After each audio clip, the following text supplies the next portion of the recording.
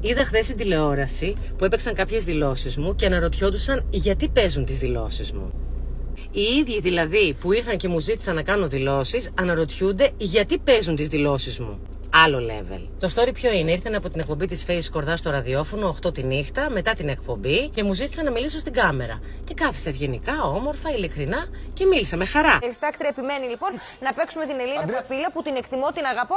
Δεν καταλαβαίνω όμως. Αυτή την αιμονή. Μην έρχεστε. Δεν μιλάς, είσαι ντίβα και αγενής. Μιλάς γιατί παίζουμε αυτά που είπε. Άλλη πίστα. Έχει γίνει τόσος ντόρος το τελευταίο καιρό, ειδικά το τελευταίο καιρό, ότι οι ρεπόρτερες πηγαίνουν σε διάφορα μέρη να βρουν ανθρώπους να αποσπάσουν κάποια δήλωση και πρέπει να τους αντιμετωπίζουμε ευγενικά και όμορφα γιατί εργάζονται και το καταλαβαίνω και το αναγνωρίζω αυτό και είμαι αυτής της άποψης κι εγώ. Έρχονται λοιπόν σε μένα. Απαντώ. Και μετά ακούω γιατί παίζουμε αυτά που απάντησε η Ελίνα. Γιατί ήρθατε. Είναι το θέμα.